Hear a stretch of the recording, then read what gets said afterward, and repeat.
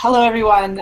Again, we're talking about where data meets psychology and uncovering the people behind your analytics.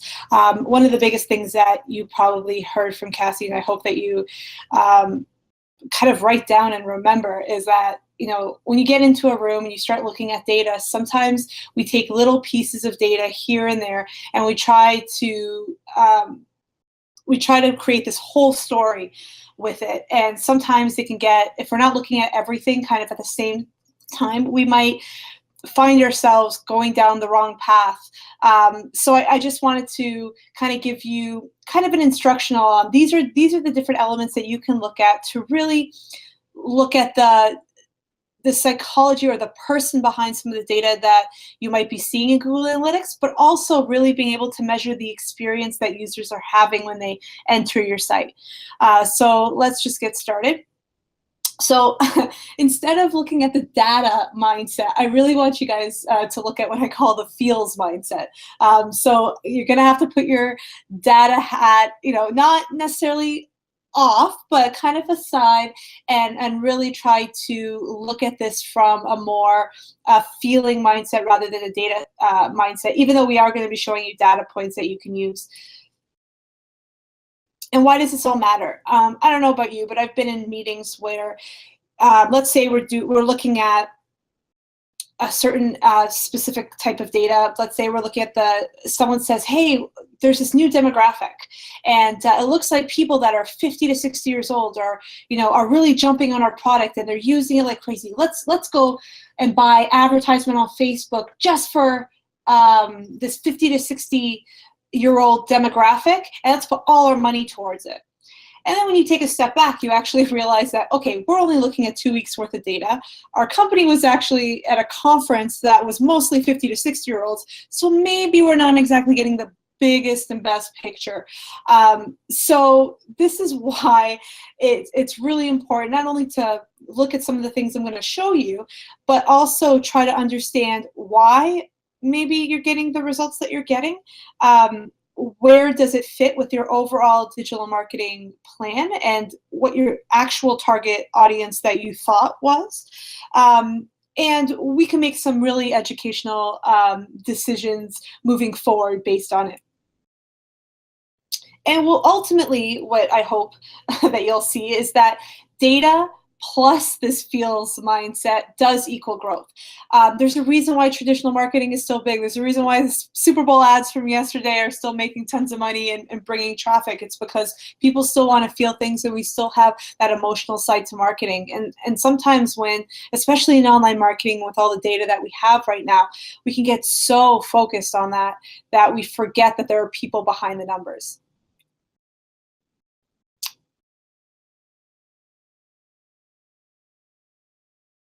And let's look at how we get that feeling focused data mindset. So these are the different elements that you're going to be looking for in Google Analytics. Now, again, like Cassie said, don't just look at one. Look at everything all together and ask what it's telling you, but also get yourself I like to look at a year's worth of data. If you don't have that, maybe 6 months, but don't look at the last 2 weeks, especially sometimes I work with very small startups sometimes, and they've only been around for a very short time. Be patient, wait for that data to come in before you start making grand ideas on, we're going to put all our money towards this. If you don't have this type of data and you don't have that 3, 6, 12 months worth of data, then start testing, start using your money in different areas until you find out, but don't go just deciding to target one area all the way unless you've really decided that you have all the information you need for each of these sections. So let's look at them separately. Most of the case, before we look at this, we really need to remember that we're focusing on the experience of the user here. So keep that in mind when you're looking at all these different items. So time on site. First, how long are people on the website? If they're only on for less than 10 seconds, less than 5 seconds, they're basically going in and bouncing out. Are you really going to take those people's information into account? The only thing that they're really telling you is they don't like what you do, they don't like what you're offering. So either that's because demographics might be wrong, or it just might be that your landing page needs fixing. So you see there's all these little questions that show up when you look at something like that, like time on site under 10 seconds. So it's really important to maybe ask those questions and use tests to try to figure out if that data is actually right. Another way you can look at it is how long are people on your site. If you have this group of people that are on it for a minute and a half, 2 minutes, maybe even more than that, you obviously have people who are very interested in your product. So maybe dive in, create a separate group in analytics, the high converters or the really engaged people, and start to look at them, segment it to see, okay, what are they doing? What are the areas that they seem to be looking at the site? Is there information here that maybe we can move to the homepage to ensure that the people who just bounced out all the time, maybe they can capture that information and be a little bit more interested in your product. So that's how time on site can give you experience. How many times do they visit? Now, this is important because you're looking at how many times someone visits that is a converter, and how many times they visit that's a non-converter. So if someone's coming in a bunch of times, they're not converting on your website, and you don't have this like crazy blog that everyone loves that warrant visiting you a bunch of times, maybe start asking yourself, are people not getting their questions answered? What can we do to make sure that they are actually converting? And what are the places that those people go that are converting, even though they've been a couple times? Are there certain pages that they need to view in order to get the full breadth of what you're offering? Can you offer maybe those pop-up, I can't remember what it's called right now, but the chat boxes where you can ask them, do you have any questions right now? Or maybe if you want to find out, why someone has to come to your site so many times, maybe have a pop-up questionnaire that asks them right before they're leaving, did you find what you were looking for, or what were you looking for that you didn't find today? And maybe that can give you some more clues as to the why behind how many times someone visits. So as you can see, there are these data points, frequency on where you would find frequency in analytics. Like, that's really important to know, but there's still this like feeling and emotions behind it that you just have to start asking those questions and then create a test based on those. So next, what are your assisted conversions telling you? In a lot of cases, what I hate about assisted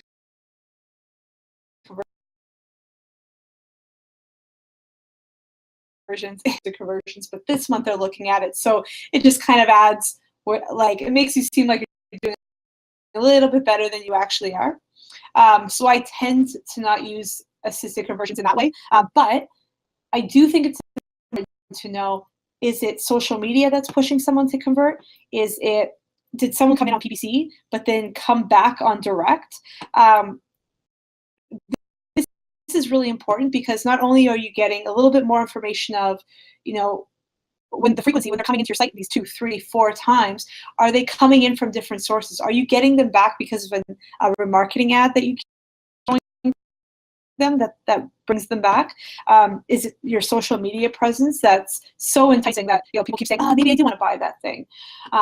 So that's how your assisted conversions can help you. And if you do notice that there's something that seems to always be happening with your converters and it seems to always be pushing people down the funnel, then maybe start to take some extra budget dollars, or just start focusing a little bit more attention and testing on that to see, okay, if we up this area, or if we focus on this certain maybe remarketing ad, maybe the type of social media post or the type of content, is there a way that we can increase conversions overall? Next, what experience? So this is the device that they might be using. Is it mobile or desktop? And if it's mobile, let's say, are they converting well? If you see a low conversion rate on your mobile, just one of the biggest things that people tend to not do, take out your mobile phone and actually see why they might be experiencing it. Or if you don't think that you can do this in a way that because you've been in it for too long, or you're not seeing it properly, give it to a friend and say, hey, can you check out my phone?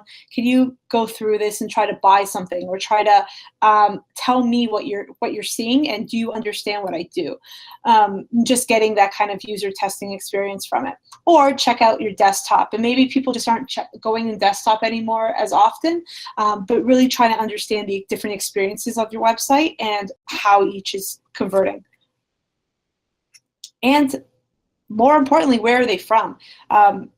Like that demographics example I did, I noticed that sometimes people say, oh my gosh, like Las Vegas seems to be like doing really well right now, and let's pull all our money to Las Vegas, when really there was a conference that maybe you were speaking at at a certain time that kind of created an influx of people coming in to your website from Las Vegas. Doesn't necessarily mean that that's a place you need to target, but kind of keeping that in mind when you're looking at where people are from. But when you look at overall in a year, if you start noticing that, even though you've been primarily focused on North America, you might notice that the UK seems to be doing really well. If that's the case, is there a way that maybe you can change your product around, or change currency, or add, or start bringing in UK? Sorry about if you hear that fire alarm, I'm in the city. But if you do start seeing that maybe a different area, you can create a digital marketing strategy around a new location.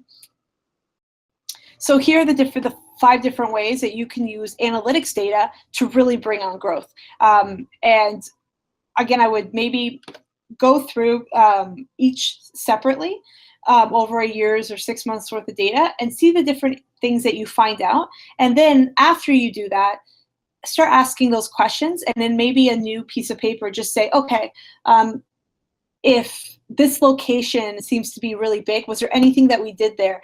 Is there a reason for it? And maybe then bring everyone together in a meeting and start asking people these questions. It's really important, I think, when you get everyone in a room to get the most out of a meeting, do that data look first, and then start asking the questions that come out of it. Because what I tend to see a lot of times in meetings is people jump on Google Analytics then, and then start throwing out data points.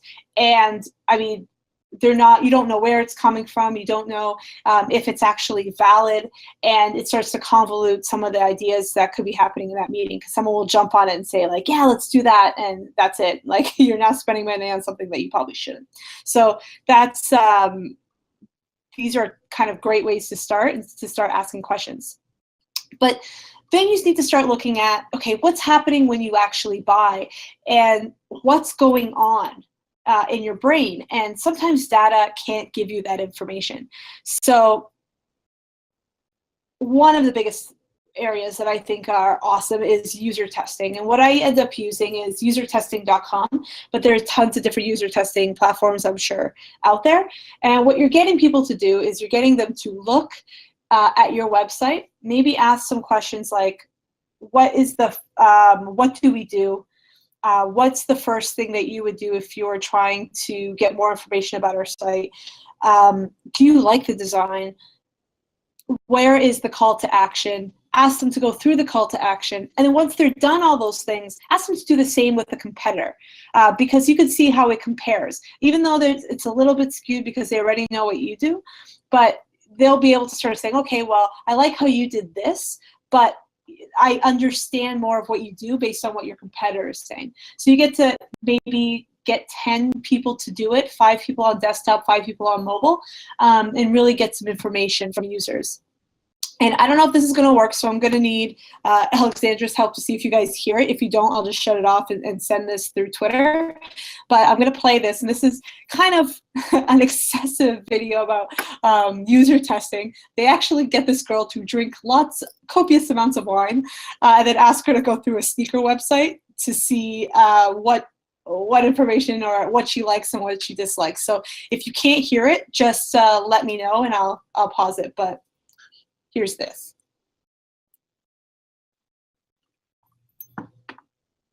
I have the option of Era 106, which doesn't make any sense. Slip-ons makes sense. And old school, but spelled wrong. there's a whole lot of words and I don't feel like reading it, so I'm gonna press close. Why the fuck are they giving me colors? I don't care about their color schemes. I want to have my own. Like, fuck them. They don't know. No problem. Yeah, I'll I'm post sorry. this. Yeah, please post it, and we are going just share it. Because it was just just black screen at some point. I'm sorry about that. Oh, no problem. So I'll post this up. I thought it was a slight chance that it might work. But what you're going to see is what she ends up realizing, or what she keeps saying over and over again in her drunken ways, is I want to be able, I don't like the colors that you chose. I want to be able to design my own. And even though there's like choose a type of colors, she's still not happy with the way that it's done. And by going through that user testing way, if you, let's say you asked 5 or 10 people and you start hearing that same thing being said, like, oh, like the colors are okay, but I would have liked it to be this, then maybe you don't have necessarily the right user experience for this sneaker company. Maybe we need to start re-looking at it. Maybe we need to start changing it. And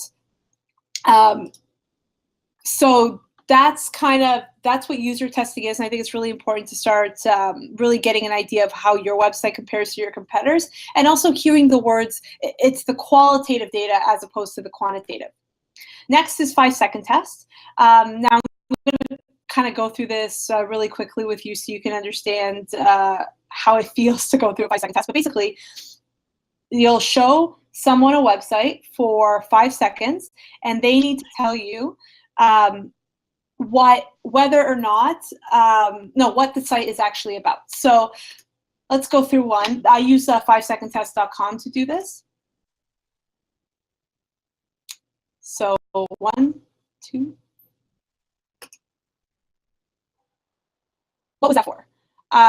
There's a lot of words there, probably hard for you to figure out. But it's for grant program that you can use to help you lose weight. So this tells you, it tells you there, but there's all this information around it that might be difficult when you first look at a site for 5 seconds. So maybe you want to just use this, get rid of this for now, or maybe put it above the fold, and just have something a very simple call to action. Here's another one. Again, probably hard to figure out what that was about. Now, this is a project management system, but like a lot of companies do, they love to put a lot of words in their headline. Not good for SEO, and also not good for a user to figure out in 5 seconds or less what this page is actually about and is it what they're looking for. So, and next. Now this one was a nice, easy one. Probably learned that it's about fans and heaters. And Dyson Cool fans, even if you were able to catch that. And the different shapes that you have. It's a nice, simple website that you can figure out very quickly that you're looking for fans and heaters, Dyson, and 2 different kinds. The last thing I'll look at is heat maps. And heat maps, a lot of people already know what this is, so I won't really go into it, but it's really important to see what areas of your site people are actually looking at and whether that's good or not. So here is an Amazon. People are looking at the fast shipping and more, which is probably what they want you to be doing. People seem to be really interested in Prime Music. And start your free 30-day trial. This isn't as highlighted, so maybe get rid of some of the pictures that you have here, since they're, probably not giving you that much information, and get them to focus on the call to action a little bit more. And again, you could see how just adjusting different images can make sure that people are actually seeing what you want them to see. This is my favorite example with, if you look at a baby looking at you, you're going to stare at their eyes and you're not going to look at the information around them. But here, you look at where the baby's looking and the information that people see, then you can redirect their eye. So that is how you can use data and the feels mindset to really bring on growth. And these are all the different ways you can do so. As well as I really love seconds test. That's what you probably should do with all your clients at some point when they say like, oh no, let's put here a banner, here a text. You're like, oh, no. 5 seconds test. Oh. Yeah. Yeah. Absolutely. It really makes sense, I would say, because like, you know, some idea they doesn't worth it just, you know, running any A/B tests. Yeah, sometimes it's not worth doing the user testing if that first page doesn't even work. Yeah.